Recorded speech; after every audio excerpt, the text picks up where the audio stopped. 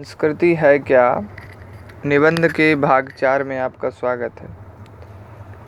पिछले तीन भागों में हमने पढ़ा कि संस्कृति का निर्माण, संस्कृति की रचना अचानक या एकाएक नहीं हो जाती है। यह हजारों वर्षों के विकास का परिणाम है। इन हजार वर्षों में मनुष्य ने जो सभ्यता के नए उपकरण विकसित किए, नए तौर तरीकों का प्रचलन हुआ, नए आविष्कार हुए, उन साधनों का जो उपयोग होना शुरू हुआ, ये सभी संस्कृति से रिलेटेड है। आज हम इस भाग में संस्कृति के बाकी पहलुओं पर चर्चा करें। इसके पहले हमने संस्कृति के सामाजिक पक्ष पर जानकारी ली। अब हम इस पैराग्राफ में जो पढ़ेंगे, इसमें सामाजिक के अलावा जो हमारा कहें तो प्राचीन काल से लेकर के अब तक का जो विकास हुआ है, उसको जो है समेटा गया। दिनकर जी कहते हैं, आदिकाल से हमारे लिए जो काव्य और दर्शन रचते आए हैं, चित्र और मूर्ति बनाते आए हैं, वे हमारी संस्कृति के रचयिता हैं। आदिकाल से हम जिस रूप में शासन चलाते आए हैं, पूजा करते आए हैं, मंदिर और मकान बनाते आए हैं, नाटक और अभिनय करते आए हैं, बर्तन और घर के दूसरे सामान बनाते आए हैं, कपड़े और जेवर पहनते आए हैं, शादी और श्राद्ध करते आए हैं, एवं और त्योहार मनाते आए हैं। यहाँ एवं नहीं होगा, पर्व होगा। पर्व और त्योहार मनाते आए हैं, अथवा परिवार, पड़ोसी और संसार से दोस्ती या दुश्मनी का जो भी सुलूक करते आए हैं, वह सबका सब हमारी संस्कृति का ही अंश है। संस्कृति के उपकरण हमारे पुस्तकालय और संग्रहालय, इसको म्यूज़ियम, नाटकशाला और सिनेमा गृह ही नहीं, बल्कि हमारे राजनीतिक और आर्थिक संगठन भी होते हैं, क्योंकि उन पर भी हमारी रुचि और चरित्र की छाप लगी होती है। दिनकर जी कहते हैं, ये आदिकाल क्या है? आदिकाल यानी अर्ली मैन का जो पीरियड था, जो हम पाषाण युग में जिए, पत्थर का युग था, फिर लोह युग आया, कांस्य युग आया, फिर लौह युग आया। ये जो आदि युग था, जब आदिवासी आदिम जीवन जीते थे, जंगली जीवों के मध्य जो है इंसान बसता था। उसके बाद सभ्यता का विकास हुआ तो इंसान ने काव्य और दर्शन रचे, कविताएं लिखी, फिलॉसफी आई, चित्र और मूर्ति का निर्माण हुआ। कह रहे हैं, ऐसा जो हमारे जिन पूर्वजों ने किया, वे सभी हमारी संस्कृति के रचयिता हैं। उस शुरुआती युग से, आदि युग यानी शुरुआती काल से, जिस रूप में हमने शासन किया है, पूजा पाठ करते आए हैं, मकान और मंदिरों का निर्माण करते आए हैं, नाटक और अभिनय करते आए हैं, बर्तन और घर के दूसरे सामान जो हम बनाते हैं, कपड़े और जेवर जो पहनते हैं, शादी और श्राद्ध करते हैं। शादी, श्राद्ध यानी मृतकों के निमित्त जो कुछ करें, विवाह, है ना। पर्व और त्यौहार, एवं नहीं, पर्व और त्यौहार मनाते आते हैं। जो हमारे उत्सव होते हैं, त्यौहार होते हैं, उनको हम कैसे जो सेलिब्रेट करते हैं।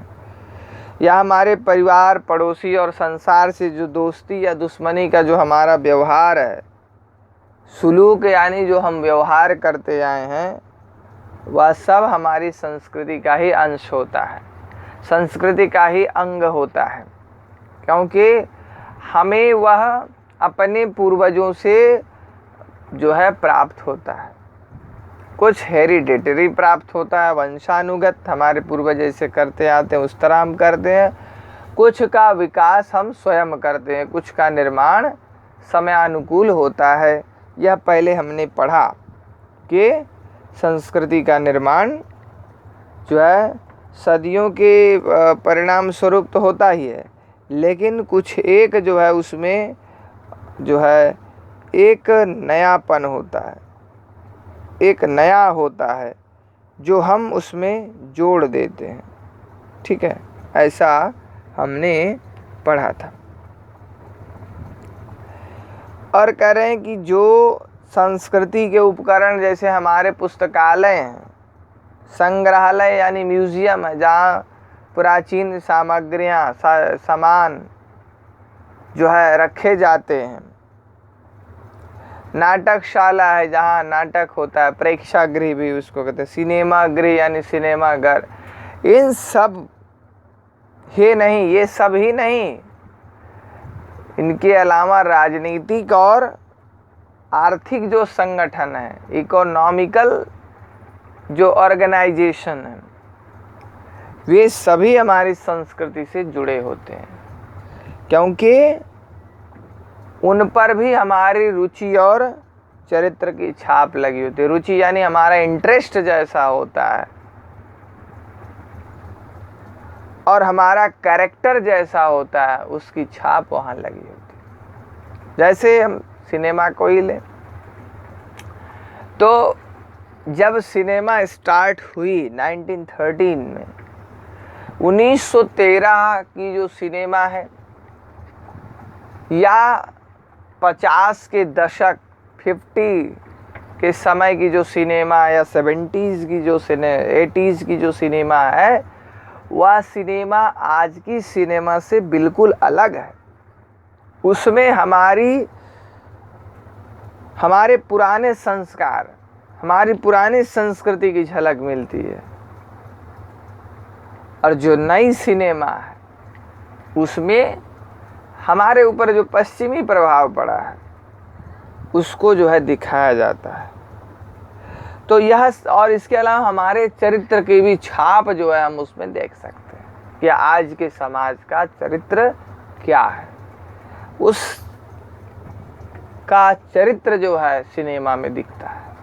रुचि भी दिखती है कि किस तरह का लोग जो है चाह रहे हैं, कैसा उनको दिखाना है, उनका इंटरेस्ट किस तरह के थीम्स को देखने में है, किस तरह के सिनेमेट्री को देखने में, उस हिसाब से जो है कोरियोग्राफी होती है। तो ये हमने आपको सिनेमा का जो है एग्जाम्पल देते हुए समझा कि संस्कृति पर हमारे छाप पड़ती है। अब कोई जो है पुराना कपड़ा, पुराना जो है जो हमारी वेशभूषा थी वह नहीं पहनता। अब क्या है, उसको हमने डाल दिया, एक श्रेणी में डाल दिया, श्रेणी विशेष में, कि बुजुर्ग पहनेंगे पुराने जो कपड़े हैं, जैसे धोती, कुर्ता, साड़ियाँ, हमने उसको डाल दिया। और अब हमारी जो संस्कृति, नई संस्कृति जो विकसित हुई है, उसमें हम पश्चिम से ज़्यादा प्रभावित हैं। ठीक है, आगे देखें। संस्कृति का स्वभाव है कि वह आदान प्रदान से बढ़ती है। जब भी दो देश वाणिज्य, व्यापार अथवा शत्रुता या मित्रता के कारण आपस में मिलते हैं, तब उनकी संस्कृतियां एक दूसरे को प्रभावित करने लगती हैं। ठीक उसी प्रकार जैसे दो व्यक्तियों की संगति का प्रभाव दोनों पर पड़ता है। संसार में शायद ही ऐसा कोई देश हो जो यह दावा कर सके कि उस पर किसी अन्य देश की संस्कृति का प्रभाव नहीं पड़ा है। इसी प्रकार कोई जाति भी यह नहीं कह सकती कि उस पर किसी दूसरी जाति का प्रभाव नहीं है, ऐसा दिनकर जी कह रहे हैं। संस्कृति का स्वभाव है कि वो आदान प्रदान में विश्वास करती है, आदान प्रदान से बढ़ती है, यानी एक्सपोर्ट और इंपोर्ट। कुछ हम दूसरों को देंगे तो दूसरों से लेंगे, यह काम संस्कृति में होता है।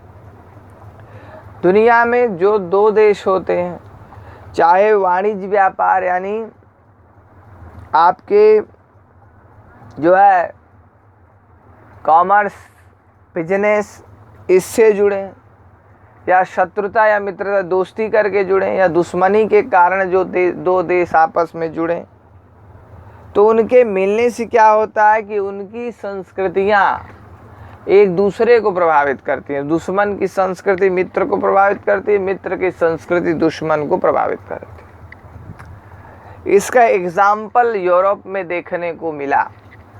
जब यूरोप में क्रूसेड हुआ, क्रूसेड जो है इतिहास की बहुत चर्चित घटना है। क्रूसेड यरूशलेम को लेकर के ये क्रूसेड हुआ था मुसलमानों और ईसाइयों के बीच में। ये करीब जहाँ तक मुझे याद है 8 वर्षों का जो है युद्ध था। क्रूसेड का अर्थ ही होता है धर्म युद्ध।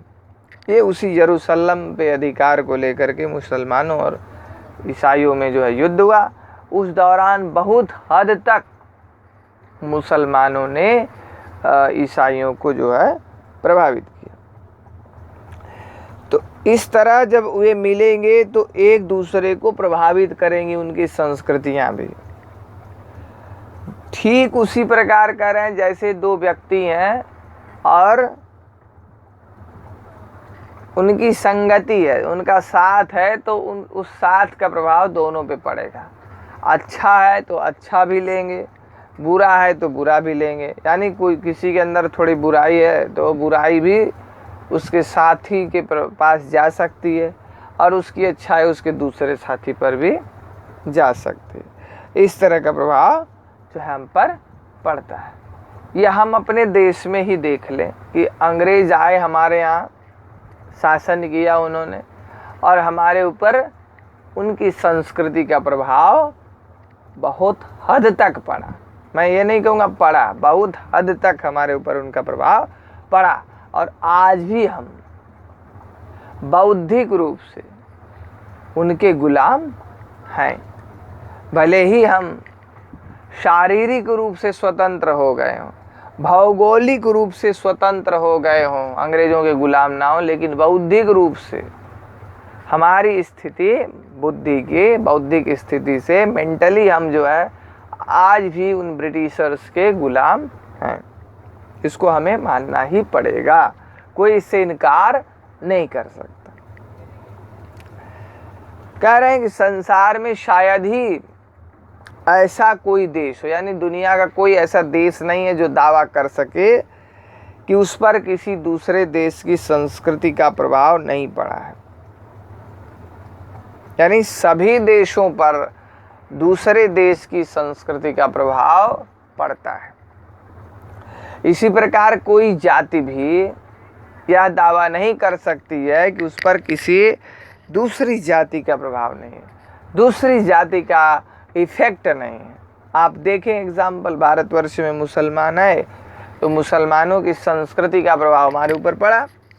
हमने क्या किया, हिंदुस्तान के लोग जानते नहीं थे, भोजन में बहुत सारे व्यंजन जैसे हलवा नहीं जानते थे, सेवई नहीं जानते थे। यह हमें उन मुसलमानों से जो है उनके साथ संपर्क में आने पर हमें यह इन व्यंजनों का ज्ञान हुआ, नहीं तो हमारे यहाँ तो कोई जानता नहीं था इन व्यंजनों को। इसी तरह आप पर्दा प्रथा को लीजिए, पर्दा प्रथा भारतवर्ष में नहीं थी। इन्हीं मुसलमानों के आगमन के कारण जो है उनके समाज को देख करके, उनके तौर तरीकों को भारतीय समाज ने, तत्कालीन हिंदू समाज ने उसको जो है एक्सेप्ट किया। उसे लगा कि इसमें हमारी जो है स्त्रियों की सुरक्षा है, क्योंकि उसमें स्त्रियों की सुरक्षा मध्य युग में बहुत कठिन कार्य था, क्योंकि जो अपहरण होते थे, जो उनके साथ दुष्कर्म होते थे, इससे बचने का यही तरीका उन लोगों ने अपनाया था मुसलमानों ने, कि कोई उसके रूप को देख नहीं पाएगा, तो नहीं देख पाएगा, इससे जो है वो कुछ हद तक जो है बची रहेगी। यही विचार जो है भारतीयों ने जो है अपनाया, और इस तरह हमारे देश में भी पर्दा प्रथा का प्रचलन हुआ। तो इस तरह का मैंने एक एग्जाम्पल आपको दिया। बहुत सारे कारण जो है इसी तरह के आपको देखने को मिलेंगे, कि कोई भी जाति, इसलिए कहा जा रहा है दुनिया का, वह दावा नहीं कर सकती है कि हमारे ऊपर जो है भैया सांस्कृतिक प्रभाव नहीं है, हम एकदम पवित्र हैं, हम एकदम पाक हैं, जो कहते हैं, वह दावा नहीं कर सकता। यानी रविंद्रनाथ की जो थ्योरी है महासमुद्र की, भारतवर्ष की, ये भारत जो है महासागर है, महामानव समुद्र है, ये भारत पर ही नहीं, ऑल ओवर वर्ल्ड पर ये जो है लागू होती है। आज दुनिया के हर एक हिस्से में जो है बहुत जगह के कई देशों के लोग जो है दूसरे देशों में जो है हमें दिखाई पड़ते, और उन पर इफेक्ट पड़ता है। हमारी भारतीय संस्कृति का प्रभाव जो है पश्चिमी देशों में बहुत हद तक पड़ा। विवेकानंद के जाने के बाद वहाँ पर बौद्ध संस्कृति का प्रभाव तो पहले ही था, जो तीर्थयात्री आए, ह्वेनसांग फाहियान जैसे चीनी यात्री।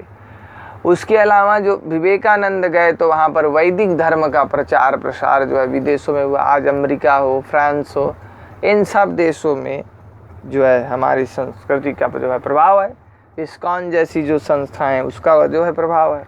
तो इस तरह से हमने उनसे तो लिया, लेकिन उनको भी जो है हमने ये अपनी संस्कृति जो है दे दी।